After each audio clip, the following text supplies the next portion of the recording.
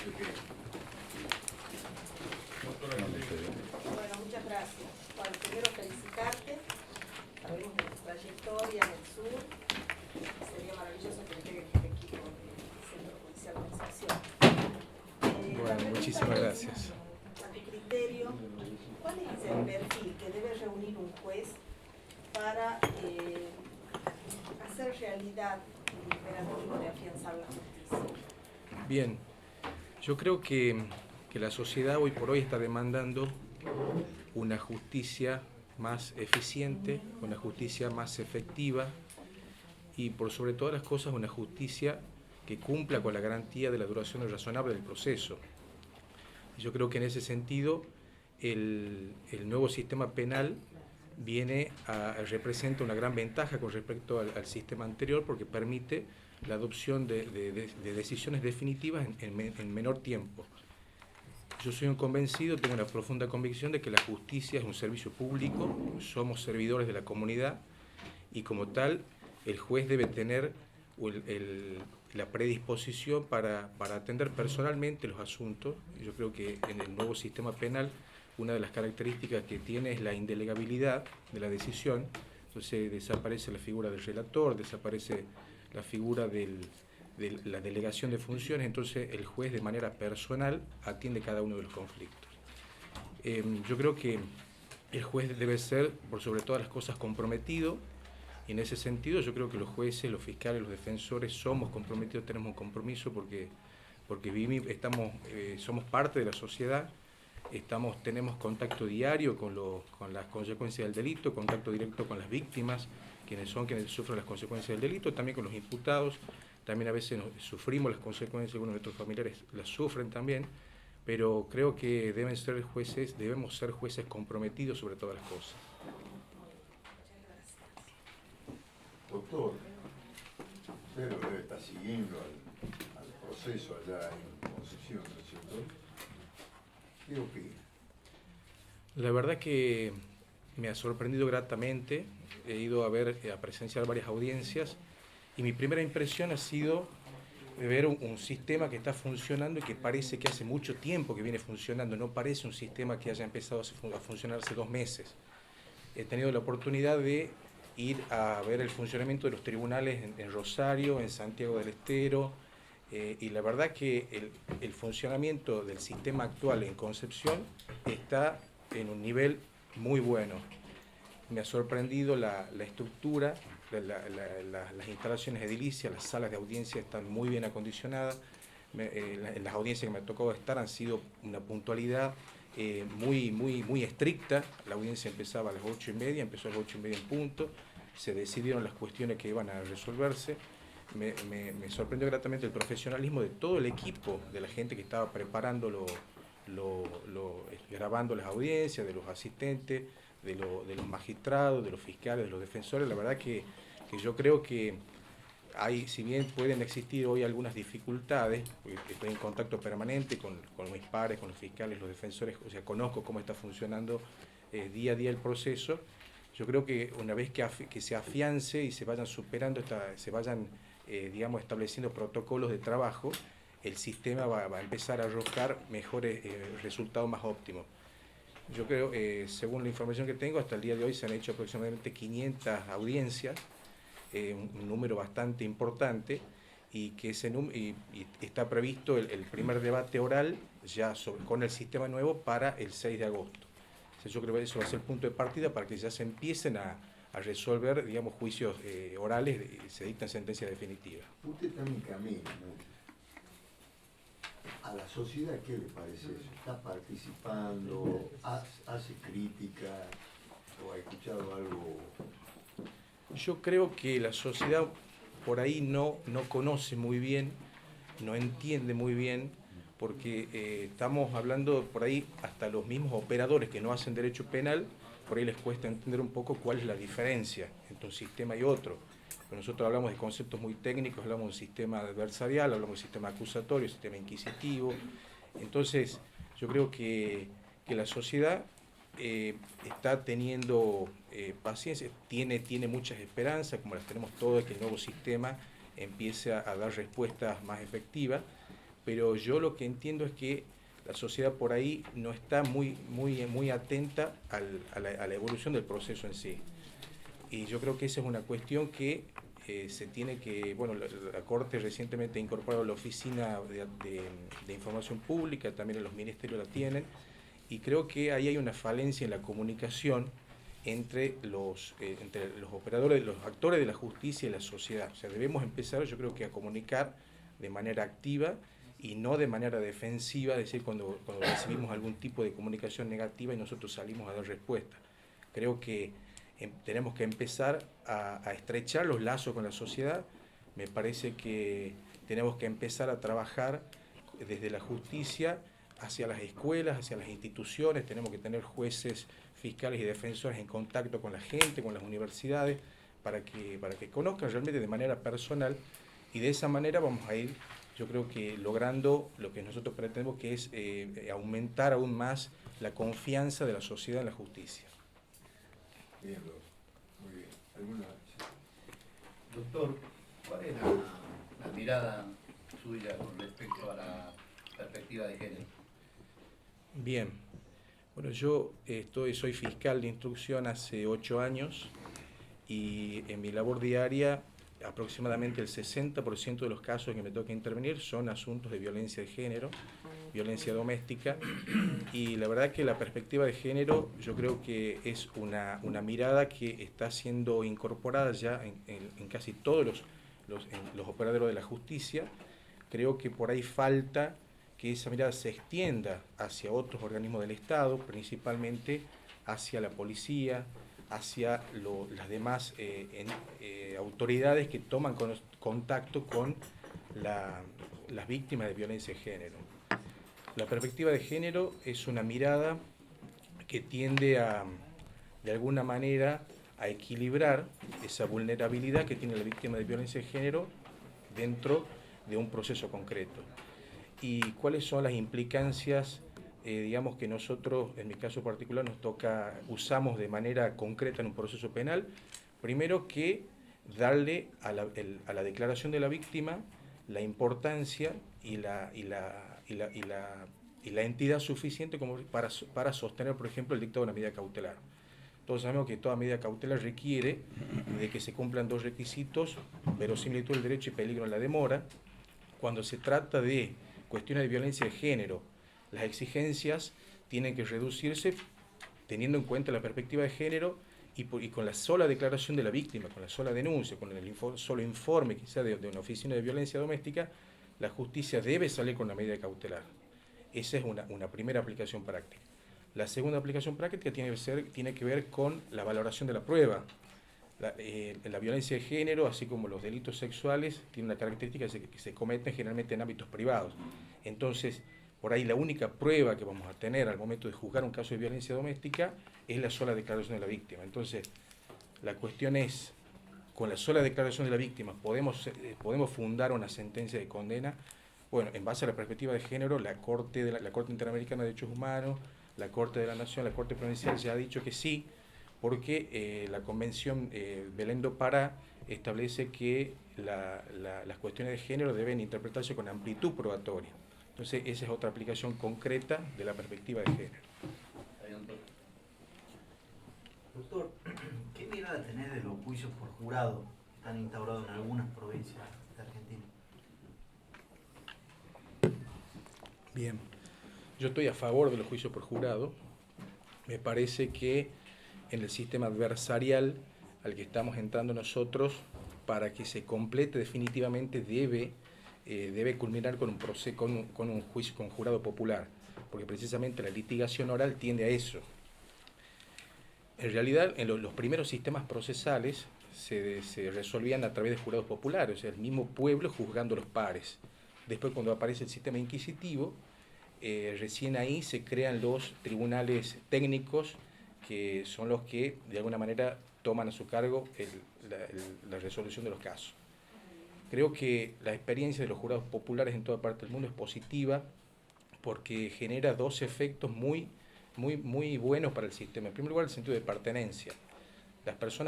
Los estudios demuestran que las personas que han participado en un juicio por jurado tienen una experiencia positiva porque se sienten parte de las autoridades del Estado, parte de la justicia. En segundo lugar, que aumenta la credibilidad, porque es mucho más difícil que la sociedad cuestione una decisión de un jurado popular que por ahí la que cuestione la decisión de un juez técnico. Entonces yo estoy totalmente de acuerdo que en el juicio por jurado, en cualquiera de sus formas, ya sea en la forma clásica, o sea, es decir, jurados populares sin intervención de jueces técnicos, como tiene por ejemplo Estados Unidos, como tiene Inglaterra, o en la forma del escabinado, que en mi caso particular me parece por ahí un poco más segura, porque el jurado puede tener la orientación, puede estar combinado el jurado popular con jueces técnicos que pueden orientar un poco la decisión judicial, como tiene por ejemplo Alemania, Francia. Sí. Muchas gracias, doctor. Gracias, Bueno, doctor. no, gracias. Podés Gracias. tomar agua. Ah, bien. Tome tranquilo. Gracias a usted. Chao. Chao, Ok. doctor. Bueno, doctor Yardán está a disposición del Consejo. Buenas tardes, doctor. Voy a comenzar preguntándole. ¿Cómo no? A su criterio, ¿cuál es el perfil que debe reunir un juez, debe tener un juez para cumplir con el mandato constitucional de afianzar la justicia? Gracias. Bueno, a ver, la justicia se afianza de muchas maneras. Se afianza institucionalmente por un lado y se afianza en el rol personal de cada juez por el otro.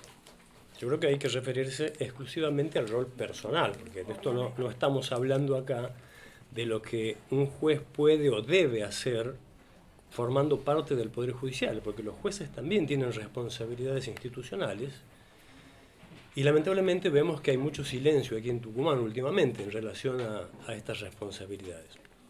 Afianzar la justicia en forma personal, cada juez, actuación imparcial, independiente y por supuesto tratando de que haya acceso a la justicia, acceso que se puede llevar adelante de muchas maneras, ¿no? Las leyes de implementación traen, por ejemplo, algunos tópicos referidos a la comprensión por las partes del conflicto que se ventila en la audiencia, la equidistancia que debe tener el juez con las partes, la resolución del conflicto, que es un conflicto de partes, ¿no? Es decir, no es un problema institucional. El conflicto que se trae a resolución de los jueces es un conflicto de partes. Creo yo que esas son las formas en las que se afianza la justicia y también se afianza el Poder Judicial, ¿no? Como institución. ¿Es usted muy afecto a las redes sociales, doctor? Cero. Bueno, a ver, tengo un Facebook, tengo Instagram, pero publicaciones no hago, salvo las privadas y las para el grupo de gente aceptada como amistades, nada más. No. En algún momento desde la fundación tuiteábamos bastante, pero era una cuestión más institucional, ¿no?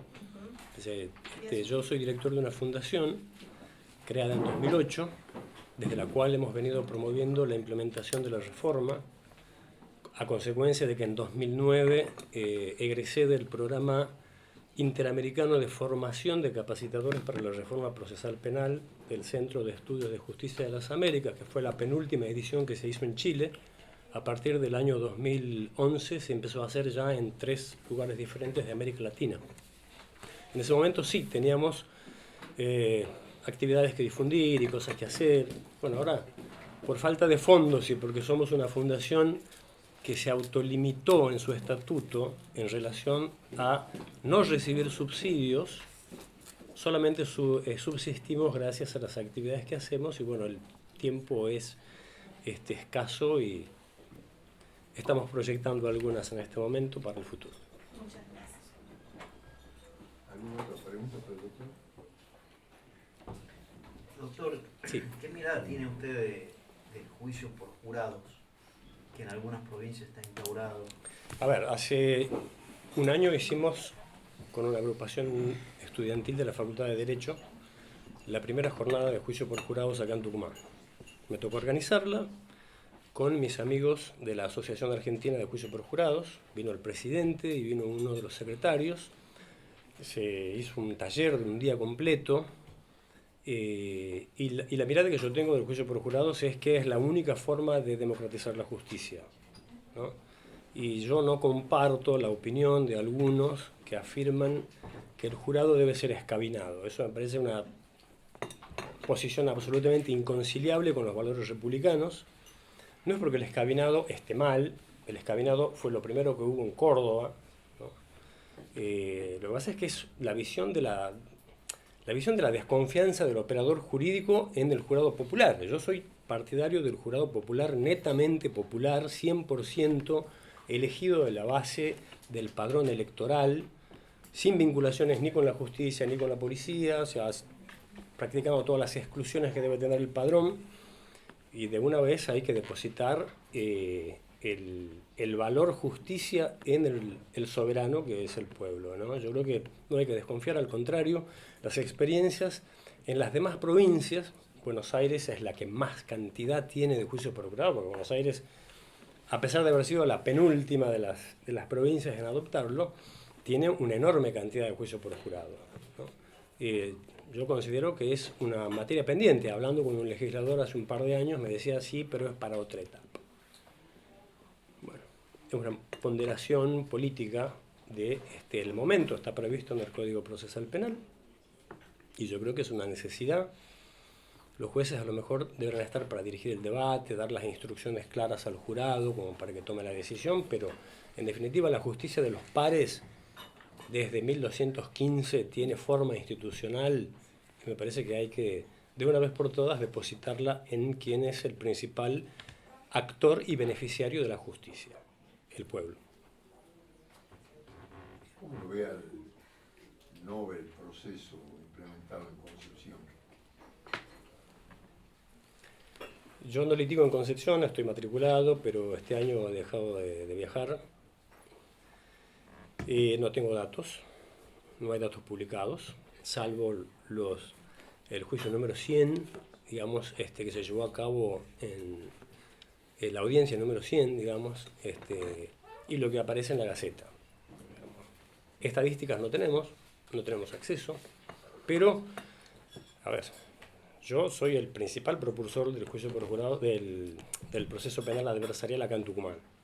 Entonces, hay que depositar la confianza, hay que tratar de que esto funcione, hay que, desde el Poder Judicial, desde el interior del Poder Judicial y desde los operadores del Ministerio Público y la Defensa, hay que hacer todo lo posible para que, de una vez por todas, este proceso que viene siendo dilatado desde 2017, 2018 y 2019, entre en funcionamiento en toda la provincia y trate de tener los menos escollos posibles, ¿no? Yo soy esperanzado en que esto funcione y bueno, los abogados también tienen que tener una visión que muchas veces no se tiene. En 2011 promoví la formación del Foro de Abogados Penalistas acá en Tucumán, con gente de Concepción, con gente de acá en el pasillo, invitándolos primero a una reunión de 5, después de 15, después de 20. Terminamos en el salón del Colegio de Abogados, yo dando una charla donde les decía que hoy iba a ser agente inmobiliario y venía a venderles algo, venía a venderles la sala de audiencia. Y los colegas no estaban todos de acuerdo con que el proceso sea oral, con que las decisiones se tomen en audiencias. Y yo creo que hay un poco de resistencia por desconocimiento, ¿no? Acá han fracasado las instituciones educativas, no hay programas de formación, salvo muy pocos y desde hace muy poco, ¿no? Y yo creo que el desconocimiento es el principal problema, ¿no? Tener temor a lo que no se conoce es algo muy normal en el ser humano, pero una vez que uno entra a conocer y entra a trabajar y se le quitan los miedos, yo creo que todos van a compartir los beneficios del sistema adversarial, que son la celeridad, la inmediación, la transparencia, eso de no tener que andar golpeándole la puerta al juez o al fiscal para que lo atiendan, se acabó. Todo el mundo a la audiencia y ahí discutimos los problemas, ahí discutimos el caso. Creo que sí me parece que es esperanzador. Solo una aclaración, que oficina de prensa de la Corte ha habido muchas publicaciones relativas a la marcha del proceso, ya hemos superado ampliamente las 500 audiencias. Bien, pero no hay estadísticas. Aún, bueno, sí, hay estadísticas, no, tal vez no han sido publicadas todavía, pero hay bastante información en la oficina de prensa. Gracias, Doctor. Muchas gracias.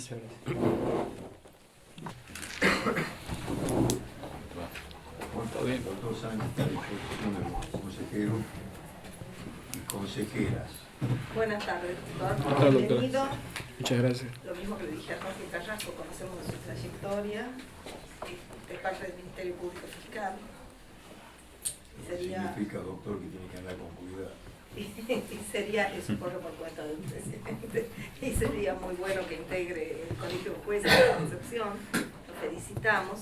Muchas gracias. Primero preguntarle en su criterio, ¿cuál es el perfil que a su criterio, valga la redundancia, debe reunir un juez para hacer realidad la demanda constitucional de afianzar la justicia?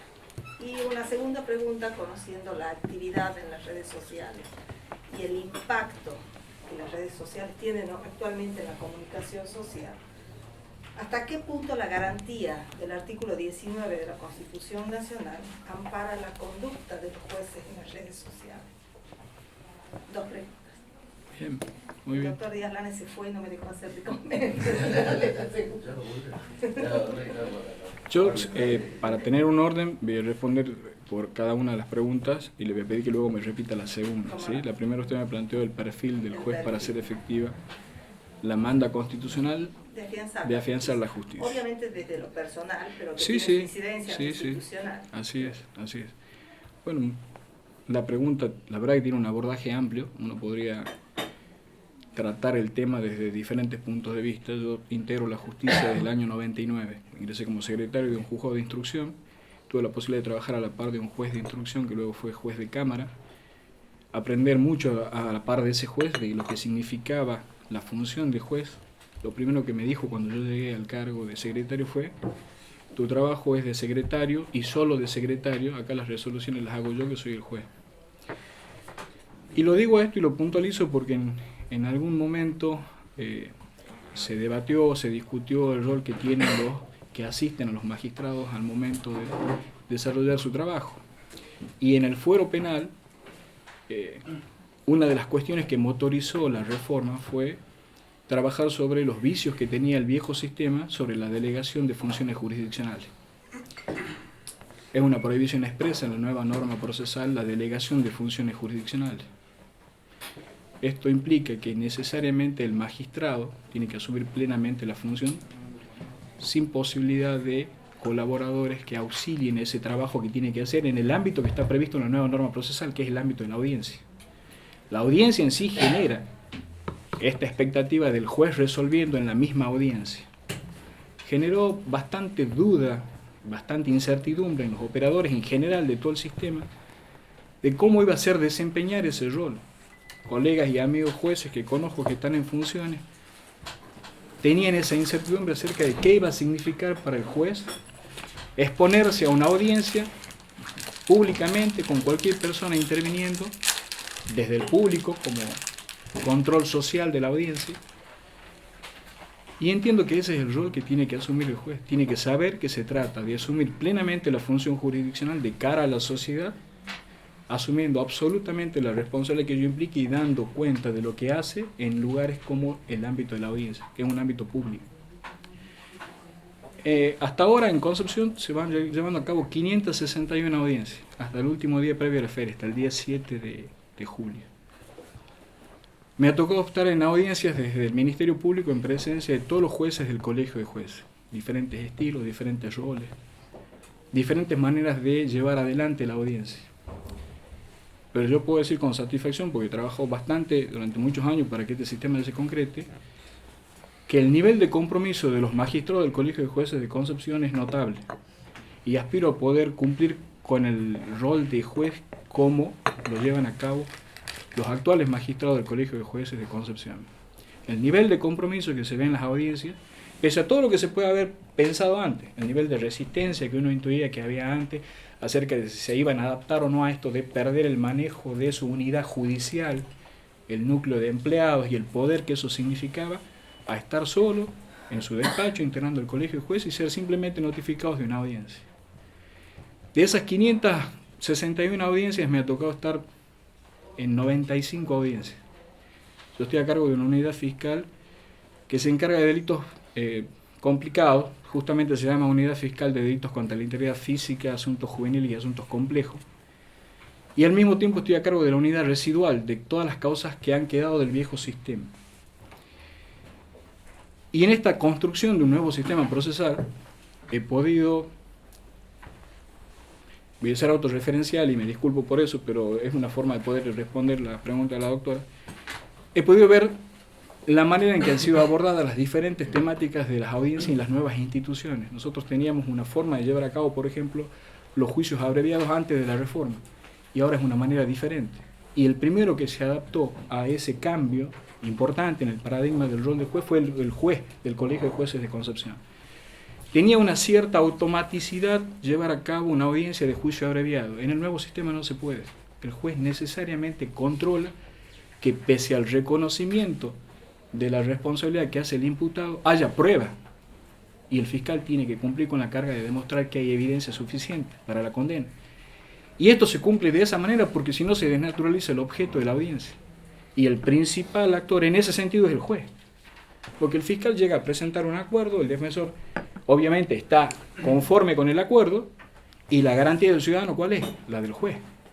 Es el juez el que va a verificar en esa audiencia que este acuerdo cumpla con ese mandato constitucional. Y a mí me produce mucha satisfacción por haber trabajado mucho en el sistema ver que el rol del juez en ese sentido está a la altura de la exigencia del nuevo sistema.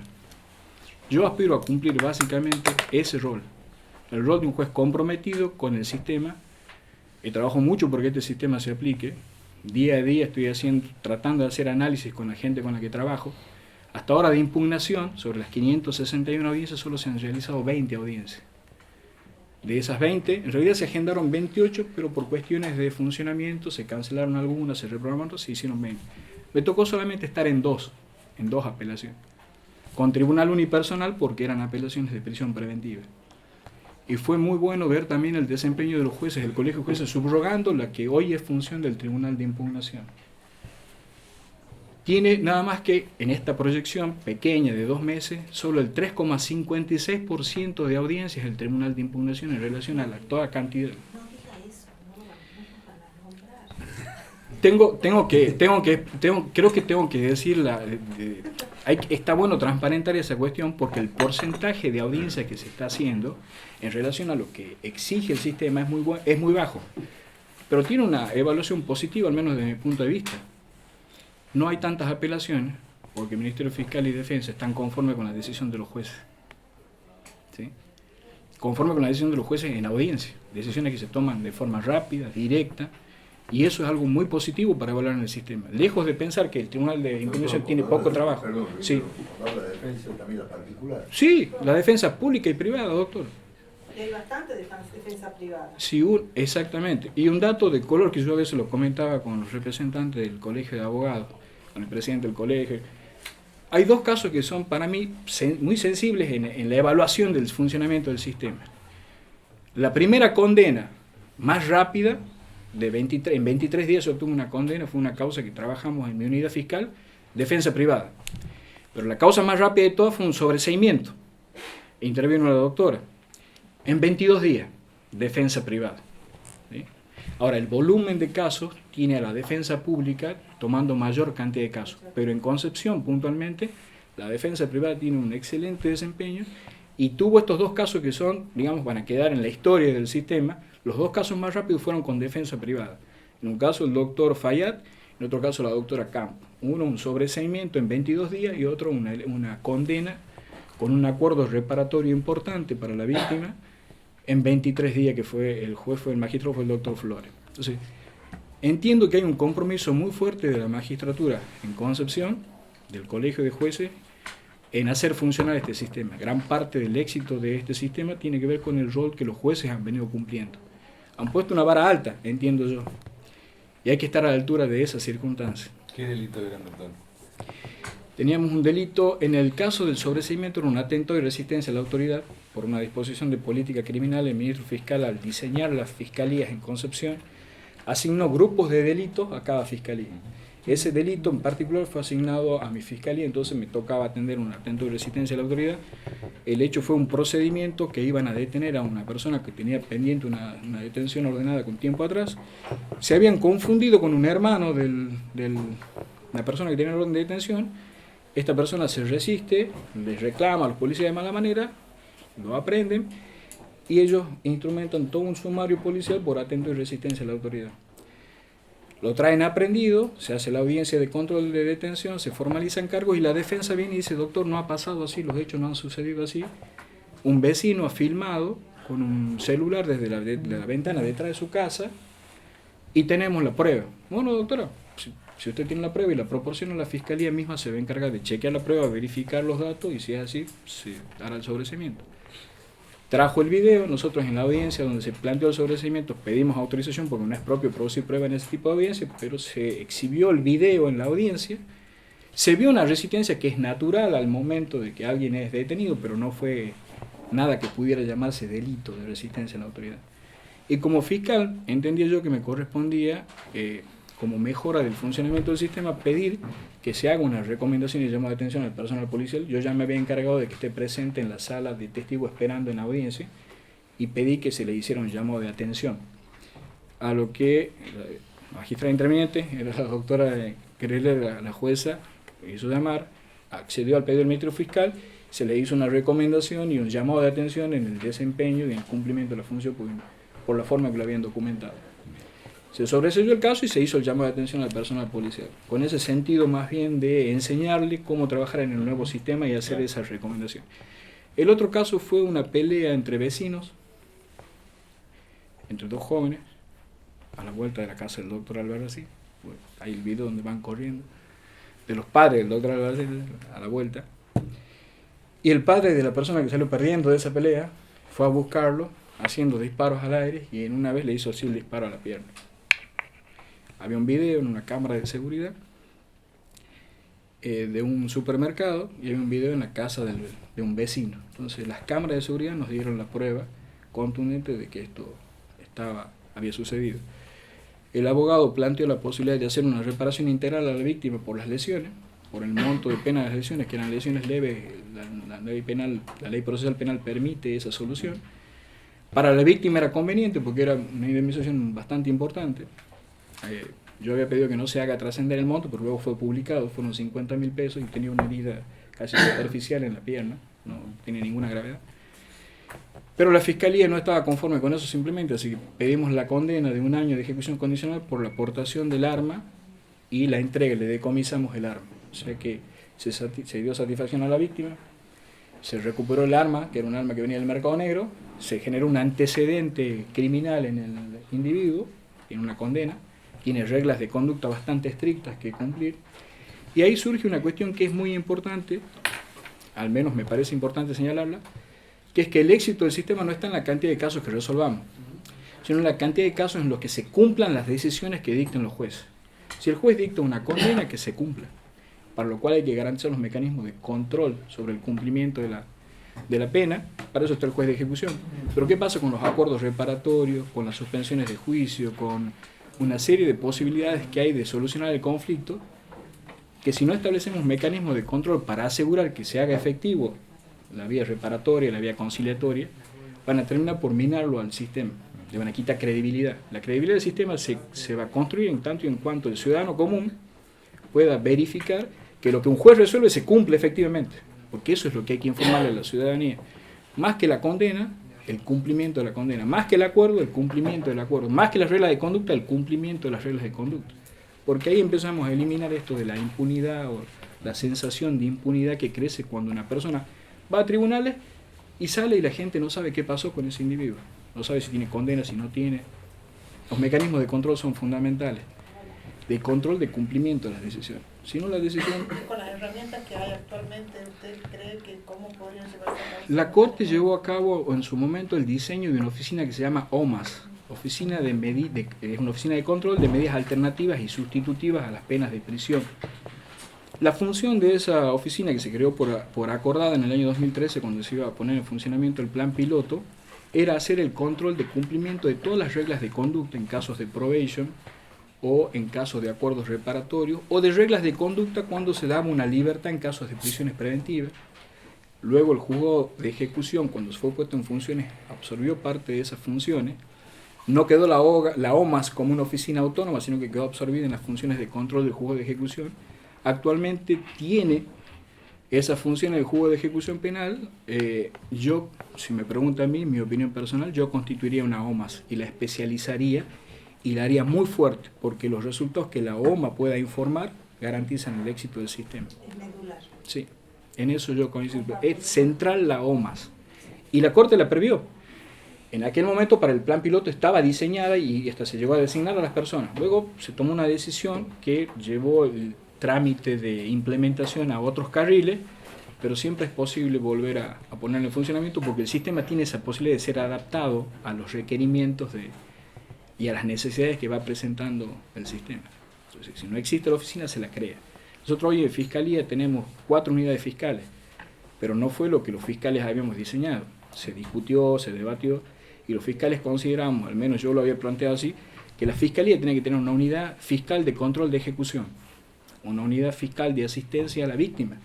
Hoy la Oficina de Violencia de Género, la Unidad Fiscal de Violencia de Género tiene problemas a veces para sostener los casos y las acusaciones, porque las víctimas, que son víctimas primarias, en la primera etapa de los casos de violencia de género, retiran las denuncias rápidamente. ¿Por qué está pasando eso? Porque no tenemos una oficina, al menos no está funcionando aún, que pueda dar la contención interdisciplinaria a la víctima para sostenerla dentro del proceso penal y evitar cuestiones de dependencia y vulnerabilidad económica, dependencia y vulnerabilidad en los contextos familiares en los que integran. Así que, bueno, otra cuestión que se nos está presentando a nosotros, el Ministerio Público, porque siempre impacta en todo el sistema, es el análisis de las causas con autores desconocidos. Para el tratamiento de esas causas, el Ministerio Fiscal necesariamente tiene que generar las oficinas de análisis criminal, porque esas causas de autores desconocidos, y no hay posibilidad de acusar a nadie, son fuentes de información importantes para establecer planes de política criminal y de persecución criminal. Entonces es necesario esa oficina. O sea, hoy por hoy el sistema está dando muy buenos resultados. En mi unidad fiscal, al menos yo puedo decir que sobre el número total de causas ingresadas y comprando las causas resueltas, tengo un porcentaje de efectividad actual de 85%. Por supuesto que a mí me llegan muchas menos causas que me llegaban antes. ¿Por qué? Porque hay otra unidad fiscal encargada de tomar la primera decisión, qué hacer con la causa. Esa unidad se llama unidad de decisión temprana. Ellos casi no litigan en audiencias de jueces porque toman decisiones que son muy estratégicas, que me filtran lo que me llega a mí. Entonces, cuando yo voy a litigar en una audiencia, voy a litigar con cuestiones importantes, con cuestiones relevantes realmente, con causas penales. Lo que ingresa son casos, y ahí se filtran. Y a mí me llegan las causas, y yo estratégicamente litigo. Hemos logrado 29 condenas. Voy a la segunda, si me permite. Está bien, entonces. ¿Sí? ¿Me la repite? Suficiente. Gracias. Le cedo la palabra a los colegas. Yo le hago la pregunta, Siempre que se trate de los jurados. ¿no? ¿Qué mirada tiene el autor del juicio por jurado? Exactamente. Juicio por jurado. Yo creo que la reforma está funcionando hoy en Concepción en un 25% de la capacidad que puede tener el sistema. ¿Sí? Y creo que el proceso de reforma está en un 50%. De ese 50% que falta, el 25% lo atribuyo al proceso que luego va a venir de implementación en Montero y Capital. Y el otro 25% tengo yo al menos la aspiración, aunque entiendo que hay personas que no la comparten, de que se aplique juicio por jurado. Por eso en el código lo dejamos previsto, por eso en la ley de colegio de jueces está previsto el juicio por jurado. Hay dos cuestiones que son centrales. La Corte dictó el fallo Canales este año, en mayo de este año, y convalidó la facultad constitucional a nivel provincial de dictar las leyes de juicio por jurado. Y la Corte Interamericana de Derechos Humanos el año pasado, el Día de la Mujer, el 8 de marzo del 2018, dictó un fallo contra Nicaragua, en el que declaró la validez constitucional y convencional del veredicto, que es el cuestionamiento que se hace a la falta de fundamentación como crítica de los veredictos en el jurado clásico, que es el jurado popular.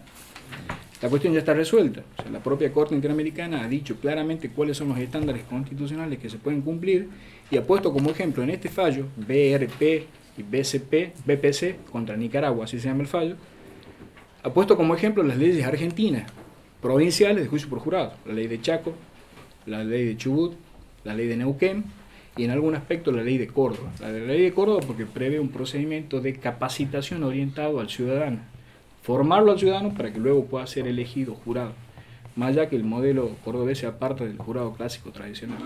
Yo soy partidario del jurado popular, jurado clásico, con el veredicto, con las garantías de imparcialidad del jurado a través de la audiencia de voir dire, es decir, la audiencia de desancirculación de los peritos, con posibilidad de ser recusados con y sin causa y con control del fiscal y de la defensa. Y la posibilidad de eliminar la arbitrariedad con las instrucciones obligatorias al jurado por el juez técnico. La posibilidad de recurrir, porque ese es otro de los cuestionamientos, cómo se recurre a un veredicto que no tiene motivación. La Corte en el fallo este que menciono, contra Nicaragua, ya ha dicho que la Corte Nacional ha dicho en el fallo Canales que es suficiente para que se pueda recurrir un veredicto, las instrucciones al jurado, el requerimiento acusatorio del Ministerio Fiscal y el registro en audio y video de la audiencia de juicio. Así que con esos tres elementos tranquilamente se puede llevar a cabo el recurso contra la sentencia. Con lo cual... ¿Ah? No, pero yo quiero preguntar ahora algo. ¿Cuál es tu mirada, doctor, con respecto a la oficina de gestión de audiencia? La oficina de gestión de audiencia era absolutamente necesaria para garantizar este principio que trae expreso el nuevo sistema de la indelegabilidad de la función jurisdiccional. Tenga la posibilidad de estar abocado exclusiva y estrictamente a la función jurisdiccional resolviendo en audiencia, requería que alguien se encargue del soporte administrativo. Y ese soporte administrativo lo hace la oficina de gestión de audiencia. ¿Cómo está funcionando ahí en Concepción? Tenemos un porcentaje bastante importante de efectividad de las audiencias efectivamente realizadas frente a las audiencias que se agendan. ¿Qué sucede? Nosotros se dio un caso particular que merece que lo explique, por eso me voy a tomar unos minutos más para decir esto. Cuando entramos a funcionar el sistema, teníamos una carga residual de muchos expedientes que venían en trámite con el anterior sistema que estaban pendientes de resolución. Muchas de esos tenían que ver con prisiones preventivas, que se habían pedido y no se habían resuelto, ¿sí? Y requería que se hagan audiencias para resolver esa situación. Había todo un expediente escrito y el juez que tenía a cargo el expediente no llegó a resolverlo, entró en el nuevo sistema y había que hacer audiencia. Y pasaba que a la audiencia la pedía el fiscal, pero también la pedía la defensa, que estaba apurado porque se resuelve. Entonces, ¿cuál era la audiencia que se suspendía? La que se agendaba en segundo lugar. Pero en el sistema aparece agendada. Entonces, cuando uno lee la estadística de las que se cancelaron, a veces tiene esta explicación. No se hicieron porque había doble pedido para la misma audiencia. Algunas no se llegaron a hacer porque llegó en forma tardía el imputado, que estaba privado de libertad y lo trasladaba personal policial. Ahí el incumplimiento no fue de la OGA. Personal policial y personal penitenciario habían comprometido tener disponibilidad de vehículos para el traslado. Es más, se había previsto que la comisaría de Concepción sea un centro de recepción de detenidos para que las audiencias que se hacían el día lunes, por ejemplo, ya estén el día domingo a la noche alojados ahí, para cruzarlos caminando y garantizar que estén presentes. Entonces, esas cuestiones, no estaba el imputado o se agendó, fueron las únicas audiencias que no se llegaron a hacer. El índice de la tasa de efectividad de audiencias de la OGA es importante, es muy alto. Y la verdad que el desempeño de los empleados, de los audienciistas, los encargados de sala es muy bueno. Y la predisposición a solucionar los inconvenientes que son propios de un sistema que recién comienza es muy buena también y es elogiable porque la gente tiene mucho compromiso. Muchas gracias, doctor. Gracias, doctor. Muchas gracias. Feo lo de interrogatorio. Bueno, teniendo en cuenta el impacto en las comunicaciones que tienen las redes sociales, quisiera preguntarle hasta qué punto la garantía constitucional del artículo 19 ampara la conducta de los jueces en las redes sociales. Bueno, yo creo que hoy las redes sociales son un fenómeno que ha modificado absolutamente toda la estructura comunicacional y la realidad es que hoy una persona que cumple la función de magistrado tiene que tener la la responsabilidad, la modestia republicana y ser muy cuidadosos a la hora de emitir opiniones de ese tipo, ¿no?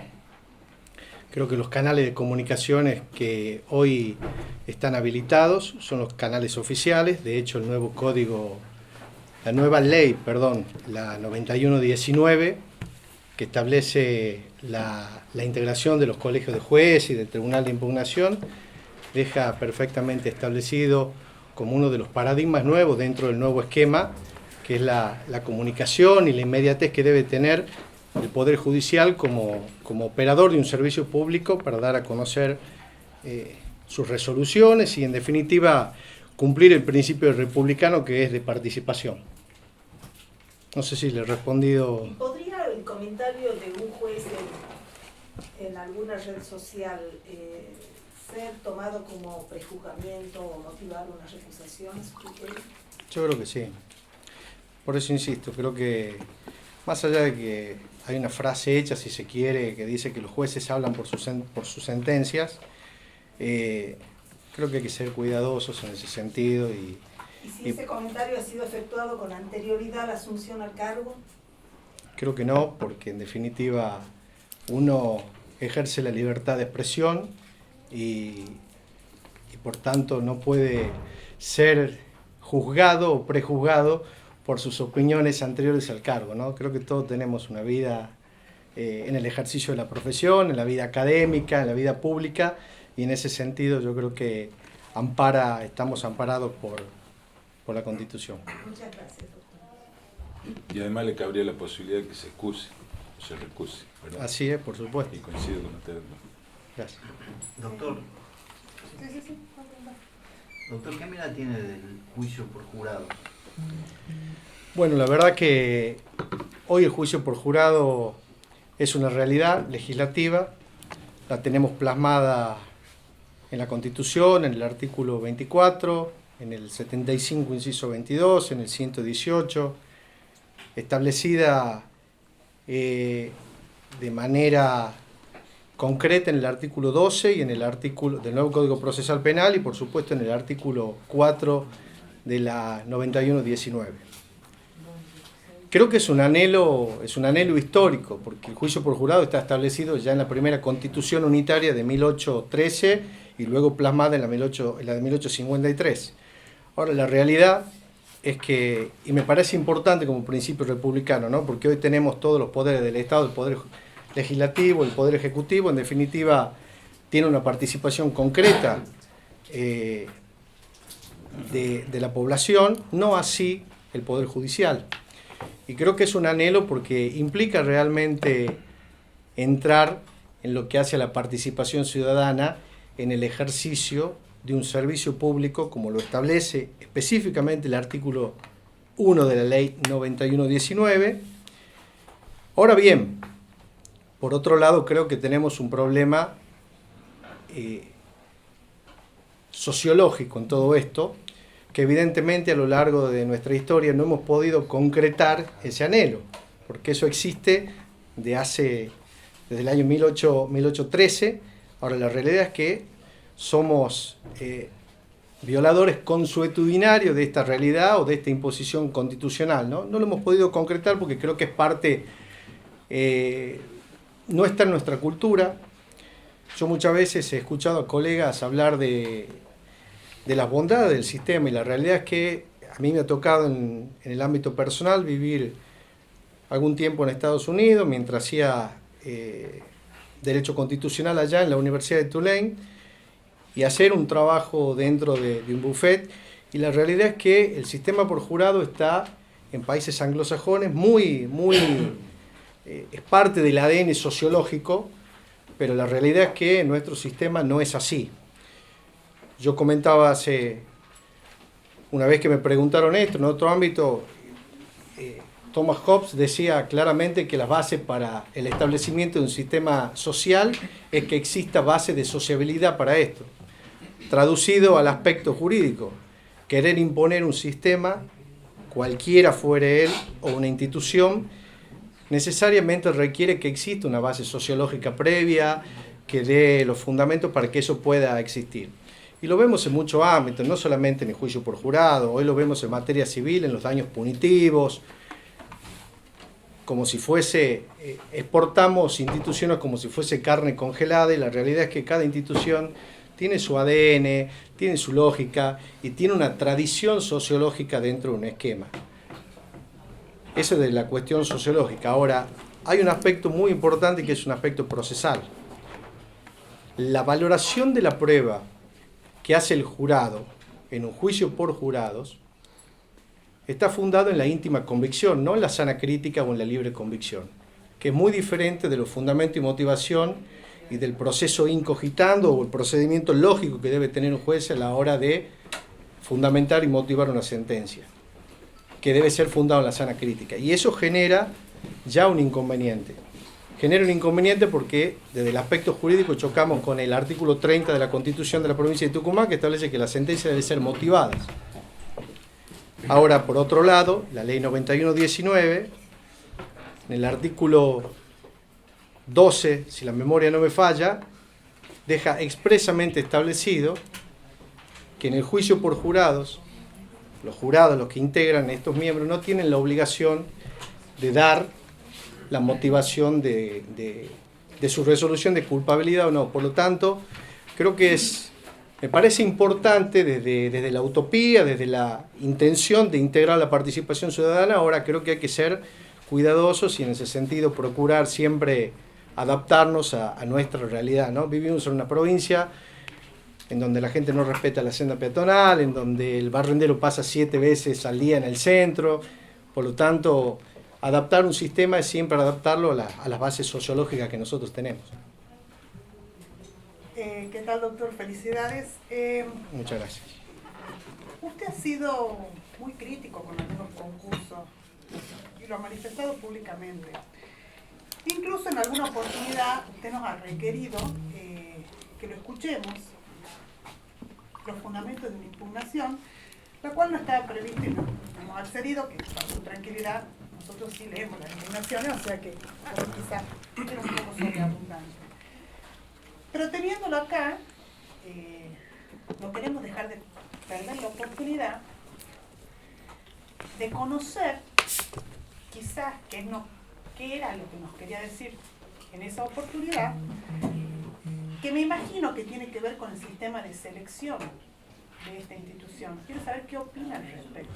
No, la realidad, doctora, bueno, muchas gracias que me pregunte esto, porque simplemente cuando yo en su momento pedí ser escuchado, simplemente creo yo por una cuestión de inmediatez, de simplicidad del proceso, para poder exponer simplemente mis fundamentos con respecto a la impugnación, ¿no? Que entendía, insisto, y no viene al caso, pero entendía que el examen había sido valorado de forma, no sé si errónea, porque hay un criterio de discreción, la discrecionalidad y la arbitrariedad es muy discutida, pero bueno, quería simplemente exponer mis fundamentos y ser escuchado, nada más que eso. No pretendo, ni pretendía en ningún momento ofender a alguien, todo está totalmente alejado de mí eso. Yo no me puedo equivocar seguramente.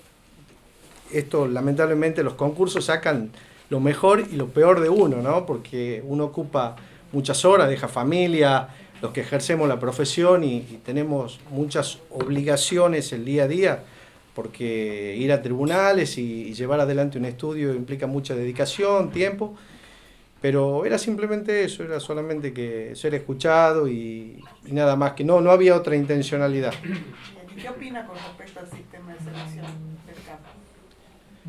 Mire, yo la verdad que creo que es un sistema, todo es perfectible, ¿no? Todo es perfectible. Yo he comenzado participando para el primer concurso de secretario del CAN, yo en el año 2008, 2009, no me acuerdo bien. Me presenté, bueno, junto con la secretaria estuvimos ahí en la punta, y la verdad que uno cree en esto y festejo la posibilidad de que se pueda acceder a un cargo de magistrado a través del concurso, procurando, no sé si elegir los mejores, pero sí por lo menos estableciendo ciertos filtros para que el servicio de justicia sea cada día mejor. Hoy estamos en un momento bisagra en donde no solamente está cambiando el paradigma del proceso en sí, sino creo que está cambiando la lógica, está cambiando la visión de la justicia, los operadores, y bueno, por supuesto uno, en los que amamos el derecho y los que hemos elegido esta vida, creo que en este sentido festejamos todo este proceso. Insisto, esto seguramente va a haber muchas cosas para mejorar en el camino, pero creo que hoy viene dando los resultados y son visibles. Gracias, doctor. Muchas gracias. Gracias. Voy a preguntarle un poco más, me gustaría que cuente de la experiencia en Concepción. Usted está como coordinador para el Ministerio Para el Ministerio Público, exactamente. Referido a lo que es la implementación. La implementación del nuevo proceso. La verdad que hemos estado contabilizando, hemos llegado a la última semana de julio, la primera semana de julio, la última del primer semestre, con 80 audiencias a la semana.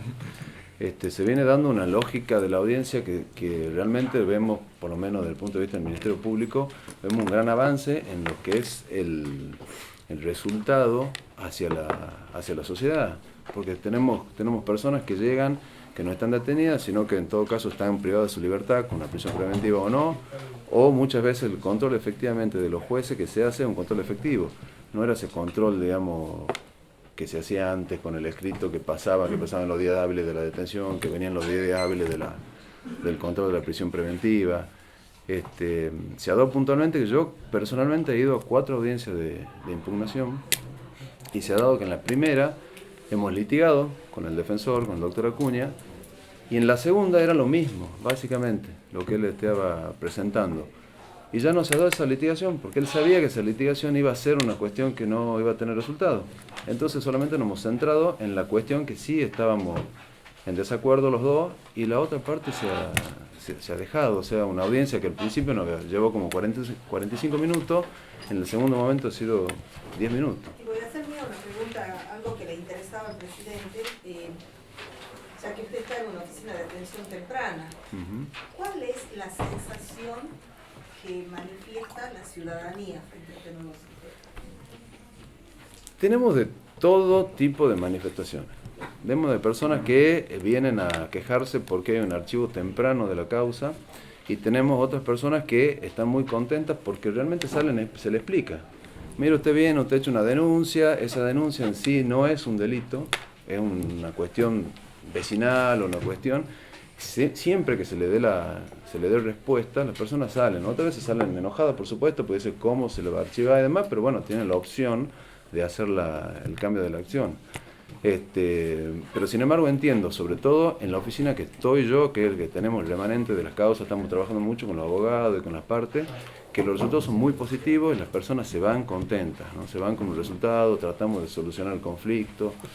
Bueno, yo lo veo muy bueno. Y en cuanto a porcentajes de denuncias ingresadas y de sumarios o de legajos que van a audiencias para formulación de cargo. La verdad que nosotros estamos con un porcentaje de un 70% de causas que se están desestimando al principio nada más, y se está trabajando sobre un 30% de las que efectivamente tienen algún tipo de injerencia penal.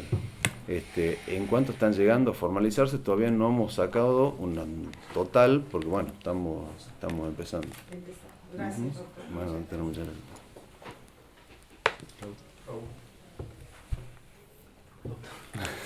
Doctor, ¿qué mirada tiene del juicio por jurados? A mí personalmente me parece muy interesante el juicio por jurado. Me parece que es el modo que tenemos de legitimar la decisión judicial a través de lo que... Y, a ver, digamos, desconocer que la sociedad puede participar como un jurado es desconocer la capacidad de las personas para poder tener su identidad, porque si uno presenta bien los hechos, presenta bien la causa y le explica a una persona que por más que se alega que tal cuestión que se ha dado en una determinada situación y que esa persona ha intervenido o no, si es el defensor o no, entiendo que es perfectamente válido y lo considero para mí como un avance que nosotros nos tenemos que tomar, digamos. Muy bien, doctor. ¿No hay más? Entonces, sí, bueno, muchísimas gracias.